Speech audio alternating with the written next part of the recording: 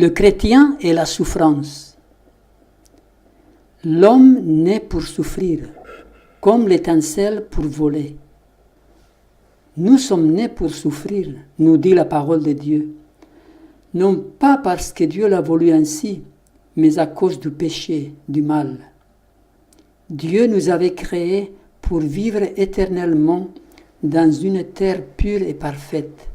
Mais l'introduction du péché dans notre monde bouleversa le plan divin. Nous n'allons pas essayer de comprendre le péché, car la Bible l'appelle un mystère. Mais nous allons essayer de voir quelle devrait être notre réaction vis-à-vis de la souffrance causée par celui-ci. Nous avons vu ces dernières semaines les effets dévastateurs du péché. Les cyclones qui ont dévasté les Antilles et les USA, le tremblement de terre au Mexique, tout cela nous montre l'énorme puissance du mal. C'est quelque chose d'incompréhensible. C'est vrai que Dieu le permet, car il est souverain, il est le Créateur, et c'est justement cet aspect que nous, humains, n'arrivons pas à comprendre. Quand nous sommes visités par la souffrance, automatiquement, en tant que chrétiens, nous nous demandons « Pourquoi, Seigneur ?» Notre monde est le terrain de bataille où se déroule le grand conflit cosmique entre Dieu et Satan, entre le bien et le mal. Personne n'est épargné de la souffrance et du malheur, donc nous ne devons pas en être surpris. Dans notre étude biblique, nous nous tiendrons à ce que la parole et les écrits inspirés ont à nous dire sur le sujet. Comme nous l'avons déjà mentionné, nous ne pourrons jamais comprendre, tant que nous serons ici-bas, les tenants et les aboutissants de grands conflits. Comme le caractère de son auteur, la parole de Dieu nous présente des mystères qui ne pourront jamais être sondés à fond par des êtres bornés. L'entrée du péché dans le monde, l'incarnation de Jésus-Christ, la régénération, la résurrection et plusieurs autres faits présentés dans la Bible sont des mystères trop profonds pour être expliqués ou même saisis pleinement par l'esprit humain. Mais Dieu nous a donné dans les Écritures des preuves suffisantes de leur divinité et nous n'avons nullement lieu de douter de celles-ci parce que nous ne pouvons pas comprendre les mystères de sa providence. Dans le monde matériel, nous sommes constamment entourés de mystères impénétrables. Les plus humbles manifestations de la vie sont un problème que les plus sages philosophes sont incapables d'expliquer. De tous côtés se présentent des merveilles qui surpassent notre intelligence. Faut-il donc être surpris s'il se trouve dans le monde spirituel des mystères insondables? Toute la difficulté se trouve dans la faiblesse et l'étroitesse de l'esprit humain. À la création de notre terre, tout était très bon. L'homme fut créé à l'image de Dieu pour vivre heureux éternellement, et vous pouvez le vérifier très facilement. Nous aspirons tous au bonheur, n'est-ce pas? Qui aime la souffrance? Qui aime la douleur? Qui se réjouit de la mort de ses proches? Quand tout va bien dans notre vie, nous expérimentons tous des moments heureux et nous voudrions qu'ils durent, mais ce sont ces moments-là que l'on aime le plus, car Dieu nous avait créés pour le bonheur. Comment devons-nous réagir devant la souffrance?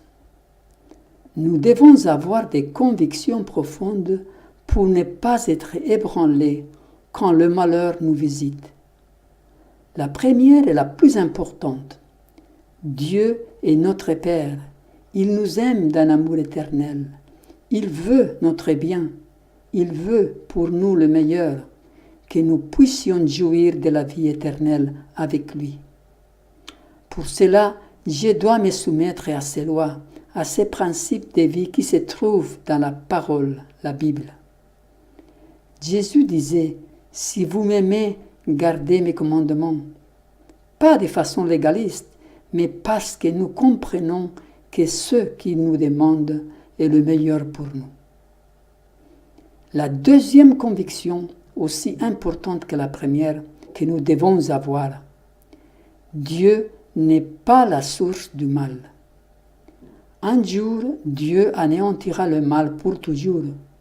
Les choses que nous ne pouvons pas comprendre maintenant seront alors élucidées et nous verrons que dans toutes les actions de Dieu, dans tout ce qu'il aura permis ici-bas, l'amour et le respect de nos choix individuels étaient une priorité. Tout ce qui nous a rendus perplexes dans les providences divines sera expliqué dans le monde à venir. Les choses difficiles à comprendre trouveront alors leur explication. Les mystères de la grâce seront déployés devant nous. Là où nos esprits finis ne trouvaient que de la confusion et des promesses inaccomplies, nous discernerons la plus parfaite et la plus belle harmonie. Nous comprendrons que c'est un amour infini qui a ordonné les épreuves apparemment les plus éprouvantes. En comprenant la tendre sollicitude de celui qui fait concourir toutes choses à notre bien, nous nous réjouirons d'une joie ineffable dans la plénitude de la gloire. Avec ces deux convictions fortement ancrées, enracinées dans nos esprits, nous pourrons analyser tout ce qui nous arrive et tirer de bonnes conclusions. Nous devons encore avoir une troisième conviction profonde. Dieu dirige ma vie.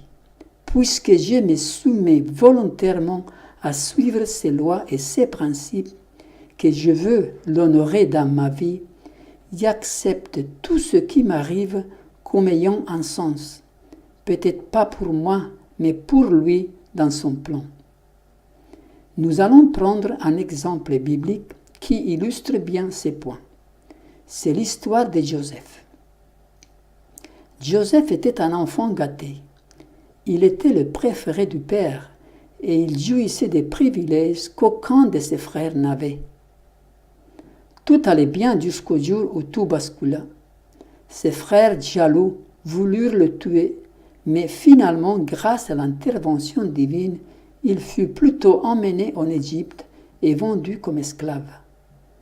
Pendant le voyage vers l'Égypte, Joseph prit des décisions profondes qui marquèrent sa vie future. Joseph se jeta entre les bras de son Père céleste. Il lui confia sa vie.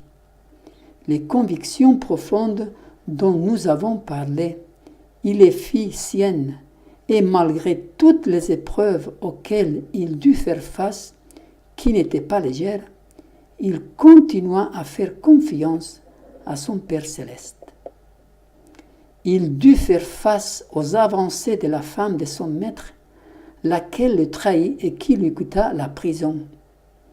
Après plusieurs années de prison, où il manifesta un caractère noble et digne d'un enfant de Dieu, le Seigneur le fit sortir et le plaça au poste le plus important de l'Empire égyptien. Incroyable. Pensez-vous que Joseph pouvait voir un sens à toutes les épreuves qui déferlaient sur lui? Être vendu par ses propres frères, être vendu comme esclave en Égypte, séduit, tenté et trahi par la femme de son maître, supporter des années en prison sans aucune raison. Joseph ne pouvait pas voir le sens de tous ces malheurs. Il dut beaucoup souffrir, pleurer. Il dut passer beaucoup de nuits blanches dans l'angoisse et la perplexité. Mais un jour, il put voir le sens de tout cela. Il put répondre à ses frères qui craignaient de sa part une vengeance à la mort de leur père Jacob. Vous aviez médité de me faire du mal. Dieu l'a changé en bien pour accomplir ce qui arrive aujourd'hui, pour sauver la vie à un peuple nombreux. Oui, Dieu peut changer le deuil, la souffrance, l'angoisse en bien si nous acceptons par la foi ses plans pour notre vie. Quand nous sommes dans les ténèbres, il est lumière. Quand nous sommes dans le chagrin, il est réconfort. Quand nous sommes dans l'angoisse, il est paix et sérénité. Je crois que peu de gens auraient pu faire ce que Joseph a fait. C'est pour cela qu'un quart du livre de la Genèse, qui retrace l'histoire de l'humanité de 2500 ans, lui est consacré. Joseph a réussi là où il n'y avait aucun espoir de réussite, et son expérience peut être la nôtre si nous acceptons Dieu comme notre Père céleste qui nous aime et qui veut le meilleur pour nous.